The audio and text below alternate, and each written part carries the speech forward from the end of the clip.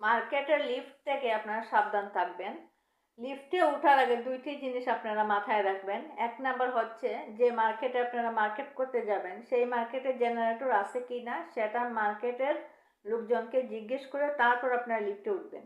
কেন বলছি এই কথা, আপনারা অনেক সময় মার্কেটে গেলেন, এখন কারেন্ট চলে গেল, লিফটে উঠলেন কারেন্ট থাকা অবস্থায়, কিন্তু ৩-৪ ঘন্টা কারেন্ট আসলো না, তখন আপনারা জেনারেটরের সাহায্যে কিন্তু আপনারা লিফট থেকে নামতে পারবেন। যদি যে মার্কেটে যাবেন মার্কেট করতে সেই মার্কেটে জেনারেটর না থাকে, ৩-৪ ঘন্টা যখন আপনারা বক্স লিফটে আপনারা আটকা পড়ে থাকবেন তখন কিন্তু আপনাদের শ্বাস প্রশ্বাসের সমস্যা হবে এবং লিফটের ভিতর আপনারা কিন্তু গুরুতর অসুস্থ হয়ে যাবেন।